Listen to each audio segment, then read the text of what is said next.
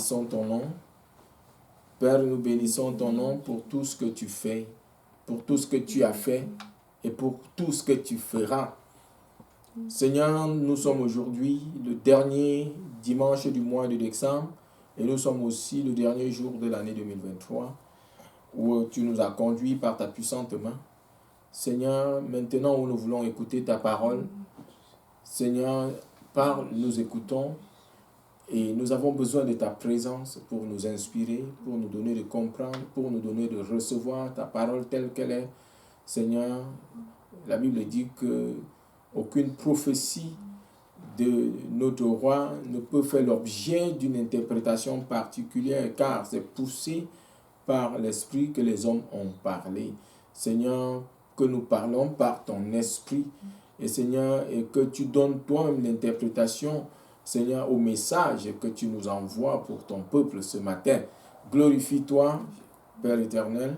Glorifie-toi, Seigneur Jésus. Saint-Esprit, glorifie-toi. Au nom de Jésus, nous avons prié. Amen. Amen. Alléluia. Amen. Bien-aimés, nous sommes reconnaissants encore une fois le plus à notre Dieu parce qu'aujourd'hui, c'est le dernier dimanche du mois de décembre. Comme il est de notre coutume, les derniers dimanches sont nos dimanches d'action de grâce. Et c'est une occasion encore une fois de plus de rendre grâce à notre Dieu pour tout ce qu'il a fait durant tout le mois de décembre. Et par la même occasion, ce n'est pas seulement le dernier dimanche du mois de décembre, c'est aussi le dernier dimanche de l'année et le dernier jour de l'année 2023. Amen. Nous voulons être véritablement reconnaissants à notre Dieu parce que toute l'année 2023, il a été avec nous. Amen. Notre Dieu a fait de grandes choses pour nous et il nous a fortifiés, il nous a soutenus, il a été notre refuge, il a été notre forteresse, il a été notre ami fidèle en temps de détresse. Nous voulons véritablement lui être reconnaissants. Depuis le premier jour de l'année 2023, nous pouvons témoigner que notre Dieu a été là. Nous sommes sortis, nous avons conduit et nous conduisons tous les jours des centaines de kilomètres.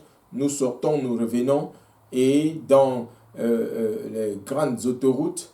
Mais notre Dieu est là. Il veille et ses anges, comme il a dit dans sa parole, dans le psaume 91, il enverra ses anges nous porter sur les ailes, afin que nos pieds n'heurtent pas sur la pierre. Effectivement, nous pouvons témoigner que les anges de notre Dieu, comme le dit dans Hébreux 1,14, que les anges sont les ministres de Dieu à notre service. Ce sont nos frères qui sont élevés en puissance, qui sont élevés en force. Ils ont été là, ils ont combattu pour nous, ils ont veillé sur nous afin que nous sortions et que nous revenions. Amen. Pendant l'année 2023, en début d'année, le Seigneur nous avait promis, il avait dit que l'année 2023, c'est notre année d'accomplissement surnaturel. Et la meilleure des choses que nous avons accomplies, que le Seigneur a accompli au travers de nous, c'est d'être vivant. Amen. Il a accompli ce miracle. C'est un miracle de passer 365 jours à sortir, à revenir, à voyager entre deux avions et autres, et être vivant, c'est parce qu'il a été là. C'est le plus grand accomplissement pour moi. C'est le plus grand accomplissement, je suis sûr, pour beaucoup d'entre nous. Et au-delà de ça, le Seigneur aussi, pendant cette année 2023, nous a donné d'accomplir beaucoup de choses. Et comme je le témoignais encore tout à l'heure, personnellement, le Seigneur m'a donné sur le plan éducatif, le Seigneur m'a donné d'accomplir beaucoup de choses. Et je lui suis véritablement reconnaissant. Et pour les autres bien-aimés, dans des domaines divers, le Seigneur a été là. Et le Seigneur nous a donné d'accomplir beaucoup de choses. Et aussi dans notre combat, nous avons vu notre Dieu. Amen. Et il nous a permis de triompher. Il n'a pas permis que Satan triomphe de nous. Dans nos combats, il a été là. Il a été toujours présent et il nous a donné l'habileté aujourd'hui de pouvoir exprimer notre reconnaissance. Amen. Il nous a donné de triompher et incessamment, nous voulons lui être reconnaissants. Nous avons eu des défis et ces défis ne nous ont pas renversés, ces défis ne nous ont pas arrêtés, ces défis n'ont pas été pour nous un frein, mais le Seigneur nous a donné de passer au travers ces défis et c'est pourquoi aujourd'hui nous voulons partager, nous voulons dire qu'il a été bien pour nous. C'est sa grâce pendant ces défis qui nous a donné de triompher. Amen. Nous voulons partager ces moments d'action de grâce que nous avons, ces moments d'action de grâce à cause des défis par lesquels nous sommes passés et nous sommes aujourd'hui joyeux et nous sommes éternellement reconnaissants pour ces accomplissements. Alléluia. Et nous voulons exprimer cette reconnaissance à Dieu dans ce puissant témoignage de la vie qu'il nous a accordée. Amen. Le juste vivra par la foi. Nous avons vécu par la foi. Au milieu des défis, nous avons vécu. Et notre Dieu est fidèle. Amen. Et nous lui retournons toute la gloire. Nous allons, bien aimés, très rapidement aujourd'hui, ce dernier message ou bien ce dernier dimanche de l'année 2023. Nous allons partager ce matin sur le thème l'action de grâce pendant les défis et la joie de l'accomplissement surnaturel. L'action de grâce pendant les moments de défi. Amen. Même quand nous avons des défis, nous avons la possibilité pendant ces moments de défi, non pas seulement de nous lamenter, mais de rendre grâce à Dieu en toutes choses, comme dit la parole. Amen. Alléluia. Amen. Notre Dieu est fidèle. Nous allons ouvrir notre Bible dans le livre de Néhémie. Néhémie au chapitre 4. Ce livre qui nous a enseigné beaucoup sur les défis et le leadership. Néhémie au chapitre 4, nous allons lire le verset, il va lire pour nous le verset 1 au verset 14. La Bible dit: le peuple prit à cœur ce travail, mais Sanballat, Tobia, les Arabes, les Ammonites et les Asdoniens furent très en colère en apprenant que la réparation des murailles de Jérusalem avançait et que les brèches commençaient à se fermer. Ils se liguèrent tous ensemble pour venir attaquer Jérusalem et lui causer du dommage. Nous avons prié notre Dieu et à cause d'eux, nous avons établi une garde jour et nuit pour nous défendre contre eux. Cependant, Judas disait: les forces manquent à ceux qui portent les fardeaux et les décombres sont considérables. Nous ne pourrons pas bâtir la muraille. Et nos adversaires disaient: ils ne sauront et ne verront rien jusqu'à ce que nous arrivions au milieu d'eux. Nous les tuerons et nous ferons ainsi cesser l'ouvrage. Or, les Juifs qui habitaient près d'eux vinrent 10 fois nous avertir: de tous les lieux d'où vous reviendrez, venez vers nous.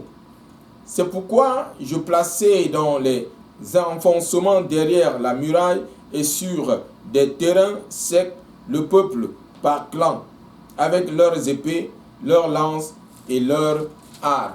Amen. Je regardais et je me levai et je dis aux grands, aux magistrats et au reste du peuple: ne le craignez pas. Souvenez-vous du Seigneur, grand et redoutable, et combattez pour vos frères, vos fils, vos filles, vos femmes, vos maisons. Lorsque nos ennemis apprirent que nous étions avertis, Dieu a anéanti leur entreprise et nous sommes tous retournés à la muraille, chacun à son ouvrage. Depuis ce jour, la moitié de mes serviteurs travaillaient à l'ouvrage et l'autre moitié tenait en main les lances, les boucliers, les arcs et les cuirasses. Les chefs étaient derrière toute la maison de Juda. Ceux qui bâtissaient la muraille et ceux qui portaient ou chargeaient les fardeaux travaillaient d'une main et tenaient une arme de l'autre. Ceux qui bâtissaient avaient chacun son épée attachée au rein et ils travaillaient ainsi. Celui qui sonnait du corps se tenait près de moi. Je dis aux grands, aux magistrats et au reste du peuple, l'ouvrage est considérable et étendu, et nous sommes dispersés sur la muraille, éloignés les uns des autres. Rassemblez-vous auprès de nous, à l'endroit d'où vous entendrez le son du corps. Notre Dieu combattra pour nous. Amen. Amen. Notre Dieu combattra pour nous. Amen. Notre Dieu a combattu pour nous. Et nous voyons ici, c'est dans l'historique, c'est l'histoire de Jérusalem détruite, la muraille de Jérusalem détruite, le temple de Jérusalem détruit par le roi Nebuchadnezzar de Babylone. Le roi Nebuchadnezzar, à cause du péché de Juda, était venu à Jérusalem et avait détruit les murailles de Jérusalem, avait détruit le temple de Jérusalem, malgré les avertissements que le prophète Jérémie avait donnés au roi. Ils sont allés chercher le secours en Égypte, mais Dieu s'est retourné contre eux et a permis que le roi Nebuchadnezzar de Babylone les amena en déportation en Babylone. Et puis après un temps, c'était le temps du roi Artaxerxès qui a donné mission à Néhémie. Néhémie était celui qui versait la coupe du roi, qui versait du vin dans la coupe du roi. Il était donc très proche du roi. Et pendant qu'il était très triste à cause de la nouvelle de ce que son peuple vivait, le roi lui avait demandé qu'est-ce qui ne va pas, qu'est-ce que je peux faire pour toi. Et c'est comme ça qu'il a émis le vœu de rebâtir, de voir les murs de Jérusalem et le temple rebâti. Alléluia. Tout ce que l'ennemi a détruit dans ta vie, le Seigneur va te donner la grâce de pouvoir rebâtir au nom de Jésus. Amen. Amen. Amen. Amen. Et pour cette œuvre qu'il avait commencée, il y avait un grand défi. Il y avait une grande résistance qui s'était levée. Et le Sanballat, Tobia, les Arabes et les Ammonites se sont levés contre cette œuvre. Mais le Dieu que nous servons est fidèle. Amen. Amen. Le Dieu Jéhovah, qui est le maître du ciel et de la terre, a été pour eux. Et c'est pourquoi Néhémie pouvait dire que nous allons combattre. Amen. Et le Seigneur sera avec nous. Le Seigneur combattra, notre Dieu combattra pour vous. Nous devons nous donner d'être ensemble et en espérant que Dieu qui est fidèle, qu'il va achever la bonne œuvre qu'il a commencée dans notre vie. Amen. Amen. Nous allons parler de 5 choses. Parlant de la reconnaissance. La première des choses, nous allons parler de la reconnaissance dans le défi. Amen. Amen. Personnellement, pour ce semestre, j'étais à l'école et je prenais 2 classes. Et l'une des classes, j'ai eu 2 devoirs, 2 retards de devoirs, où le professeur avait décidé de ne pas me donner des points, de corriger ces deux devoirs. Or, s'il avait refusé de corriger ces 2 devoirs qui valaient 175 points, je ne pouvais pas valider cette classe. Et il a été ferme là-dessus.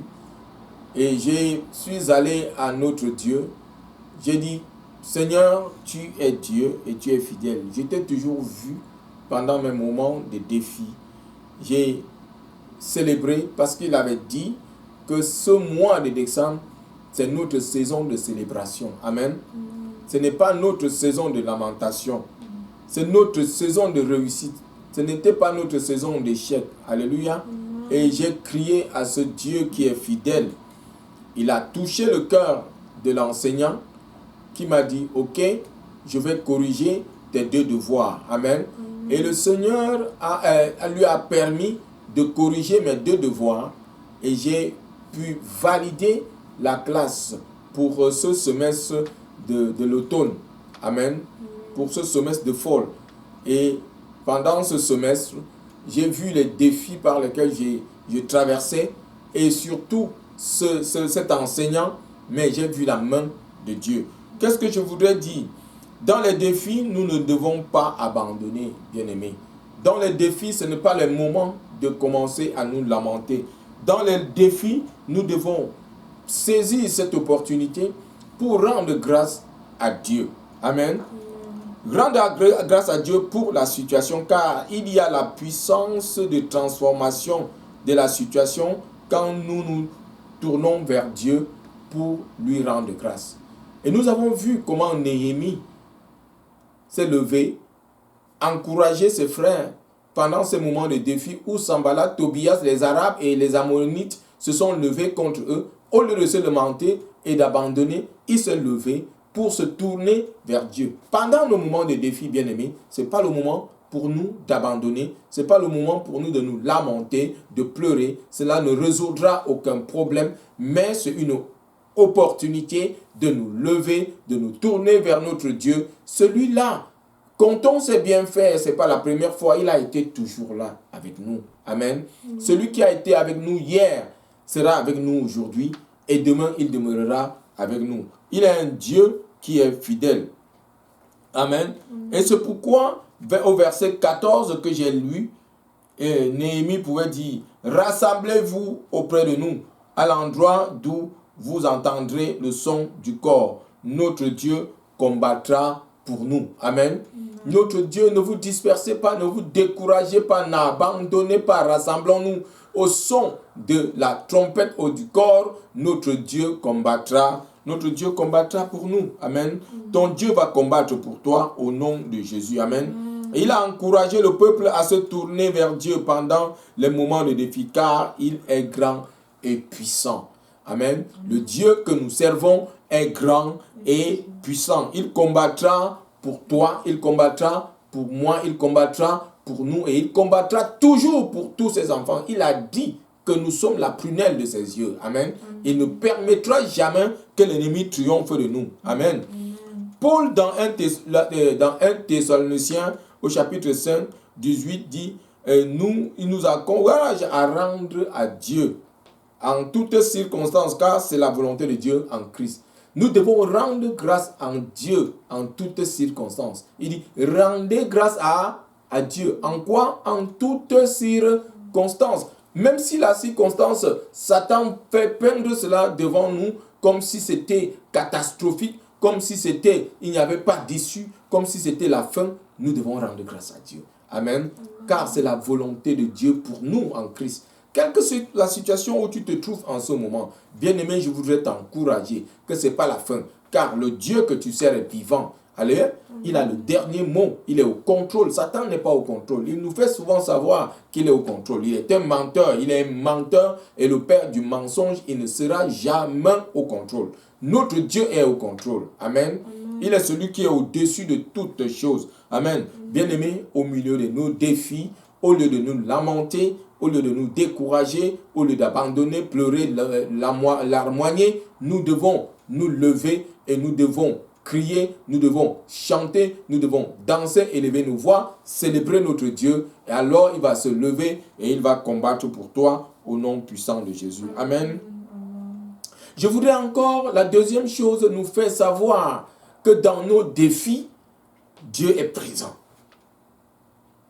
quel que soit le défi, que ce soit le défi financier, que ce soit le défi moral, que ce soit le défi familial, que ce soit le défi éducatif, que ce soit le défi dans ton travail, quelle que soit la forme, que ce soit le défi de santé, d'infirmité, que ce soit le défi du manque et de la disette, dans ton défi, il y a une chose qui est sûre, bien-aimé, que je voudrais partager avec toi, c'est que Dieu est présent. Amen. Dans le psaume 46, Dieu est présent dans nos défis. Lisons le psaume 46 et le verset 1. Psaume 46, verset 1.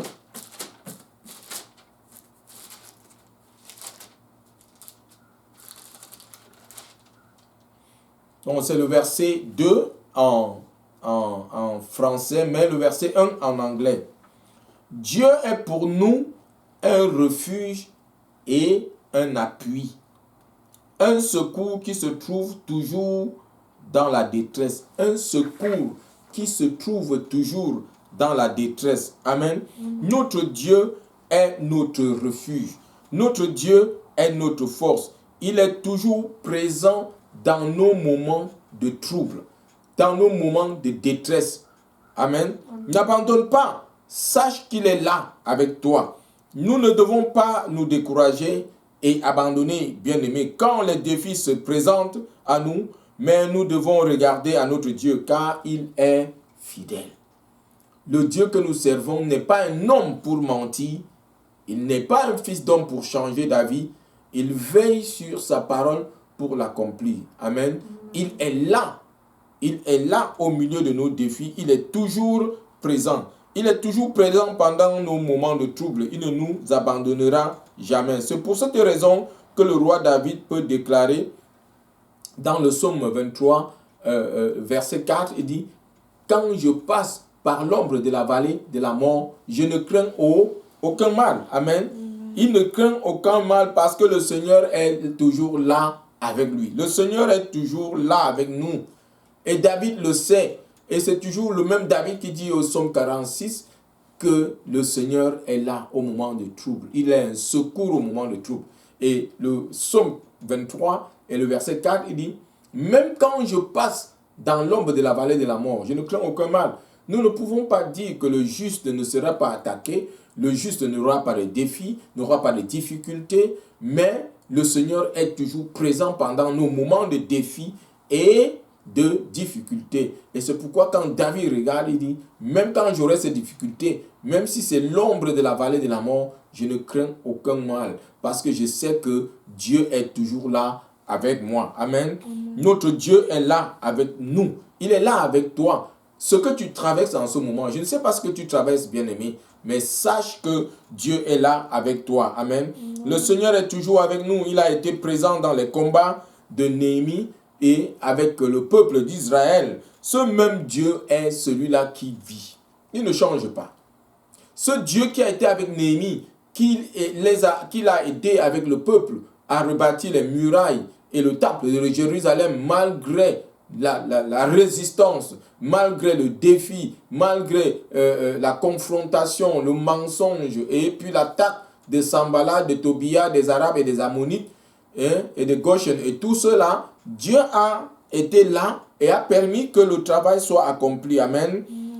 Notre Dieu va permettre que ta vie se construise au nom de Jésus. Amen. Notre Dieu va permettre que tu sortes de ce défi triomphant au nom de Jésus. Amen. Et je voudrais encore nous rappeler que les défis, nous ne devons pas être effrayés ou être submergés par les défis. Je voudrais nous rappeler une chose. Les défis pour nous sont des moyens de croissance. Quand le défi vient, sache que le Seigneur veut t'amener à un autre niveau. Amen. Quand il y a le défi, Dieu va utiliser ce défi. Ce sont comme des marchepieds. Les défis sont pour toi comme des marchepieds. Amen. J'ai lu une petite histoire sur le net. C'était en parabole, c'était l'histoire d'un petit âne qui est tombé dans un puits. Et alors, les autres animaux se moquaient de lui en disant, bon, nous allons t'enterrer vivant. Amen. Il est resté calme. Alors, on ramassait la terre pour le fermer dans le trou. On ramassait la terre. Et qu'est-ce qu'il faisait? Il utilisait cette terre pour marcher dessus.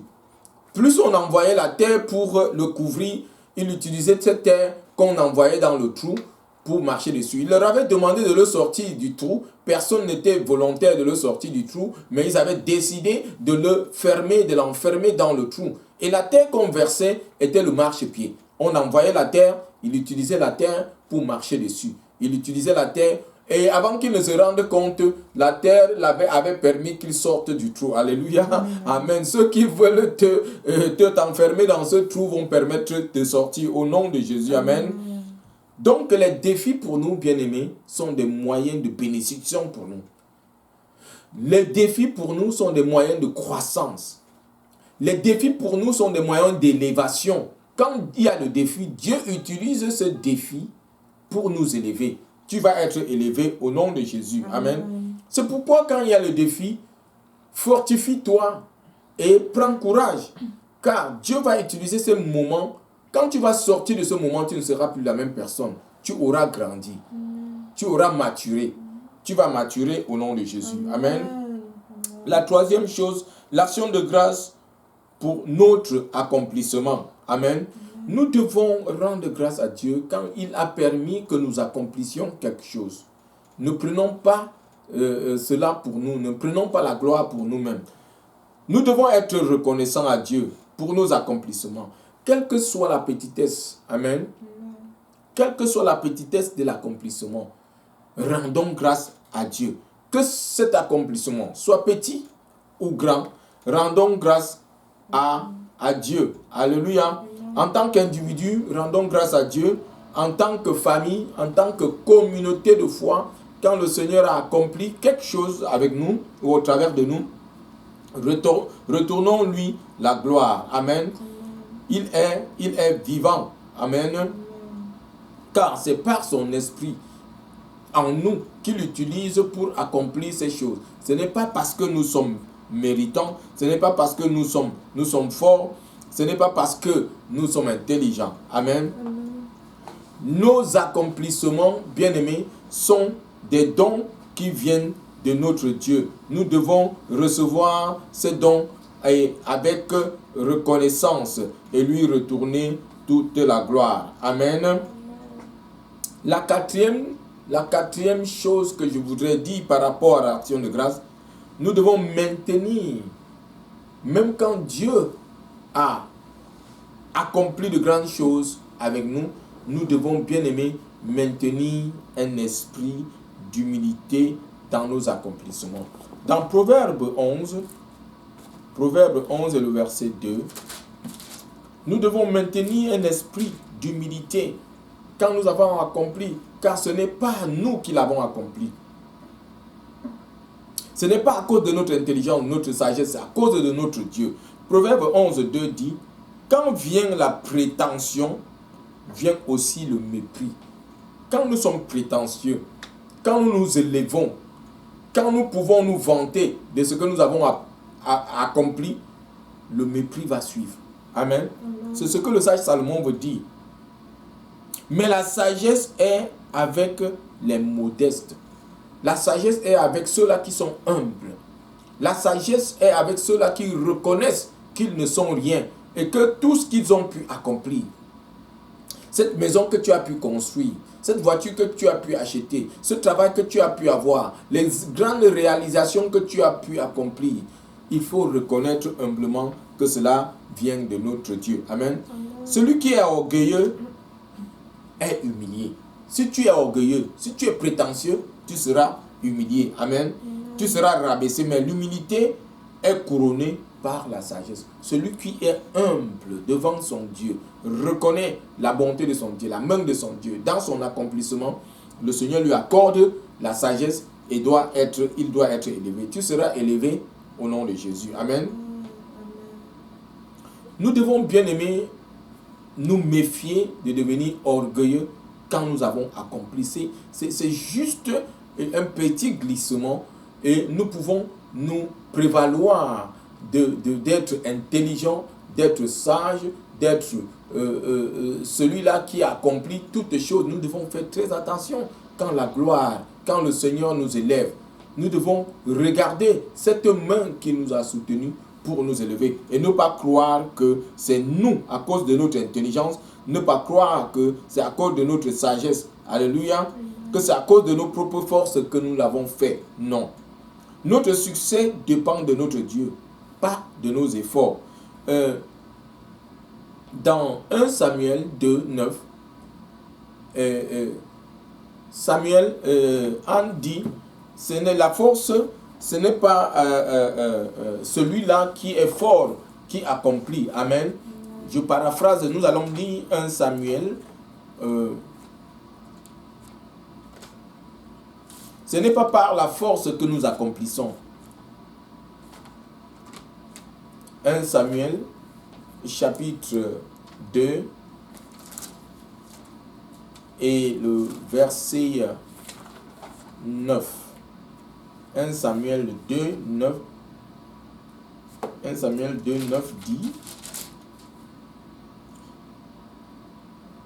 il gardera le pas de ses fidèles, mais les méchants se perdront dans les ténèbres, car l'homme ne triomphera point par la force. Les méchants se perdront dans les ténèbres. L'homme ne triomphera pas par la force. Donc si tu as triomphé, ce n'est pas à cause de ta force. Alléluia. C'est le Seigneur qui t'a permis de triompher. Et les méchants vont sombrer dans les ténèbres. Les méchants vont sombrer dans les ténèbres.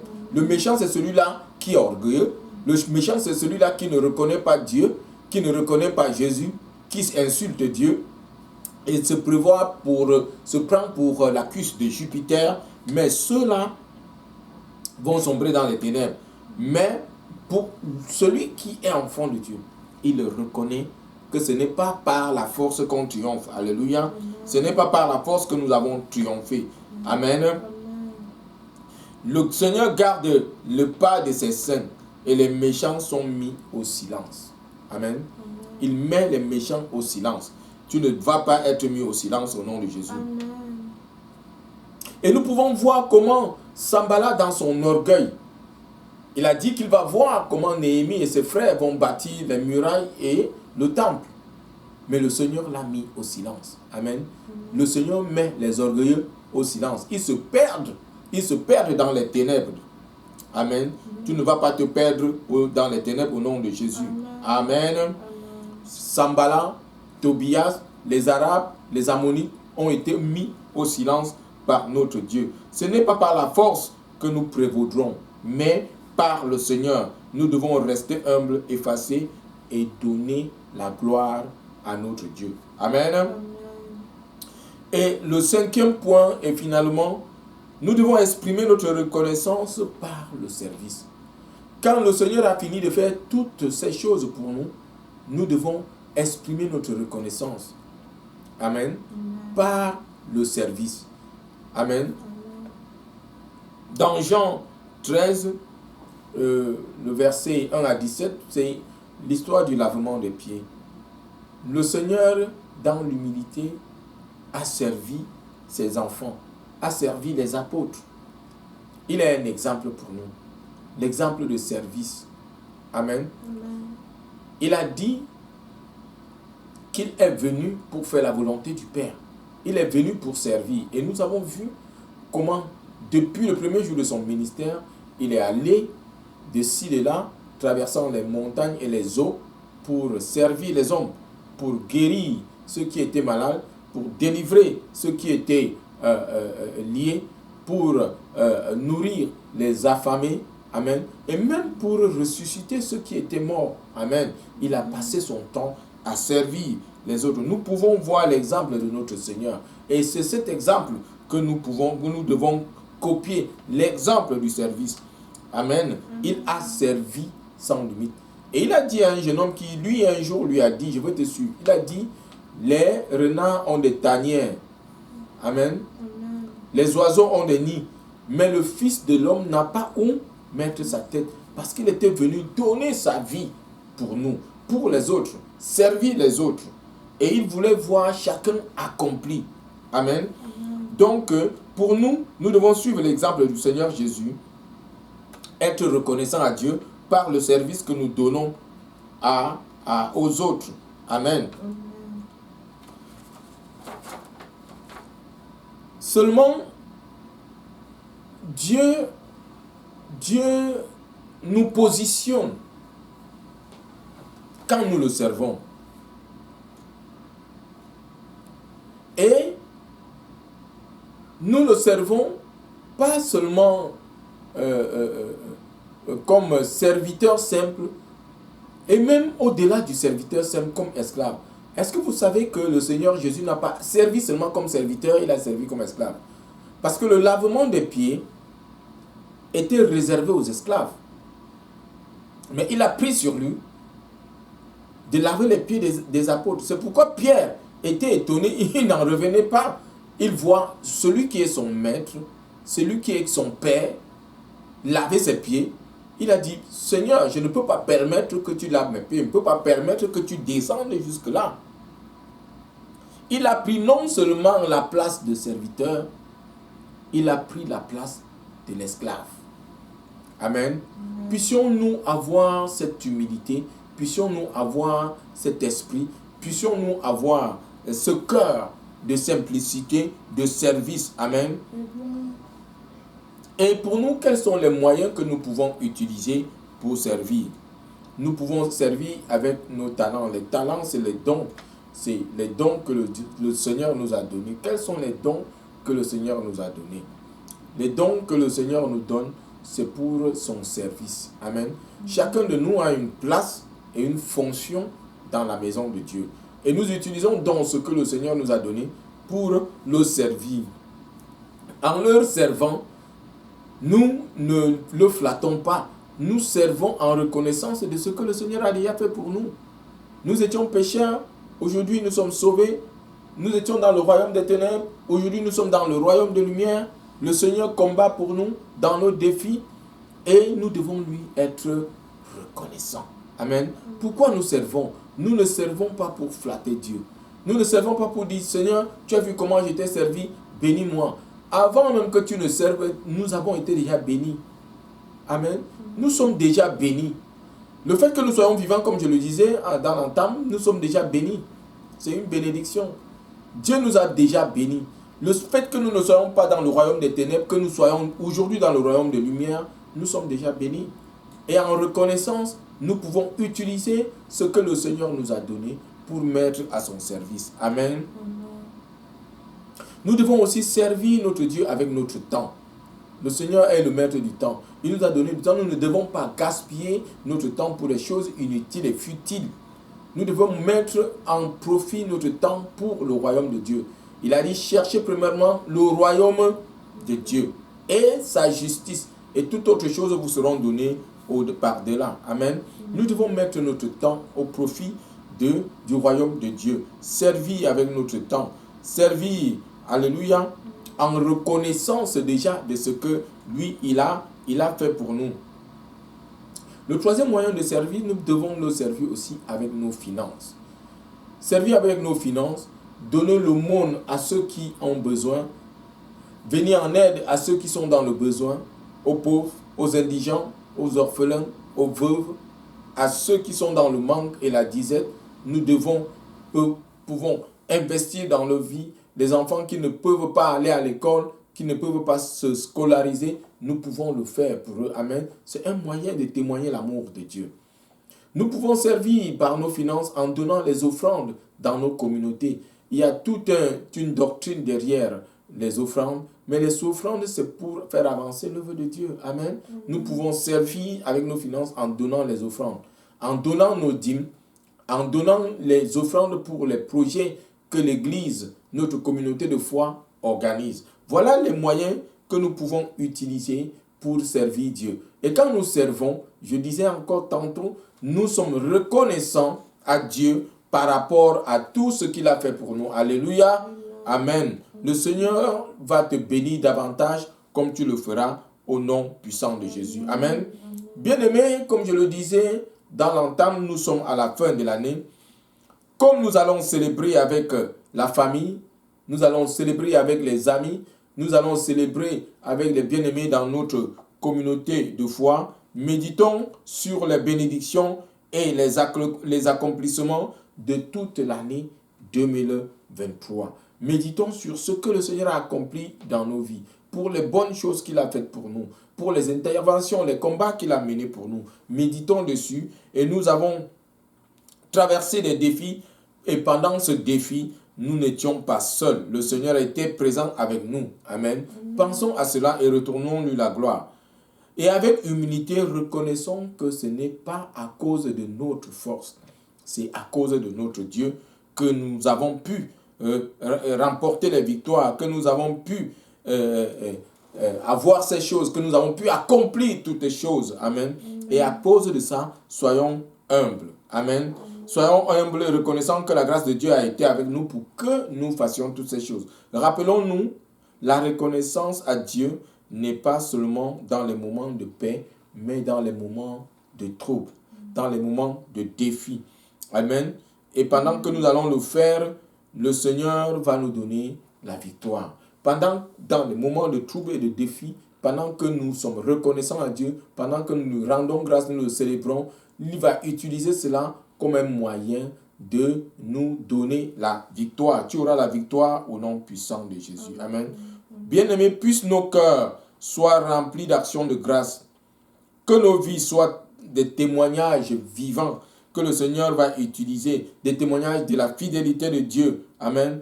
Puisse ce témoignage nous guider pendant nos moments d'orage, pendant nos moments de trouble, pendant nos moments de défis, de tempêtes, et afin que cela puisse apporter la joie, la réjouissance par la grâce que nous recevons de notre Dieu. Amen.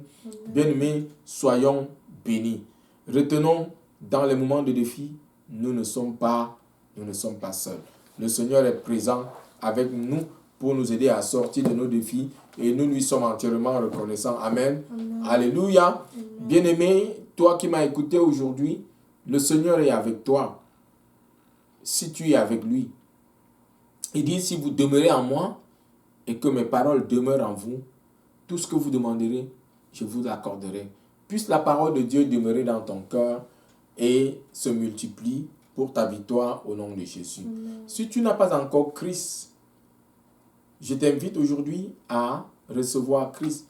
Dans Jean 1, 12, il dit, à ceux qui l'ont reçu qui Jésus, qui est la parole de Dieu, il leur a donné le pouvoir de devenir enfants de Dieu, lesquels sont nés non de la chair et du sang, mais de la volonté de Dieu, de l'Esprit de Dieu. Amen. Si tu veux recevoir Christ, la Bible dit que si tu reçois Christ, tu seras justifié. Et si tu le confesses de ta bouche, tu seras sauvé. Je veux t'inviter à répéter après moi si tu veux aujourd'hui recevoir Christ comme ton Seigneur et ton Sauveur. Dis, Seigneur Jésus, je te reçois dans mon cœur comme le Messie de Dieu, comme mon Seigneur et mon Sauveur. Pardonne-moi mes péchés. Lave-moi dans ton sang que tu as versé à la croix pour moi. Merci Seigneur de m'avoir sauvé, de m'avoir pardonné. Maintenant, je sais que je ne suis plus un pécheur, je ne suis plus une pécheresse. Je suis un saint de Dieu sanctifié, purifié, régénéré et adopté. Inscris mon nom dans le livre de vie qui est au ciel. Amen. Bien-aimé, si tu as fait cette prière, tu es maintenant enfant de Dieu. Résous-toi à suivre Jésus, à méditer sa parole. Résous-toi à le suivre, à marcher avec lui. Et aussi, comme tu es disciple, à faire d'autres disciples et à témoigner avec eux l'amour de Christ. Amen. Shalom, shalom. Que le Seigneur nous bénisse. Amen.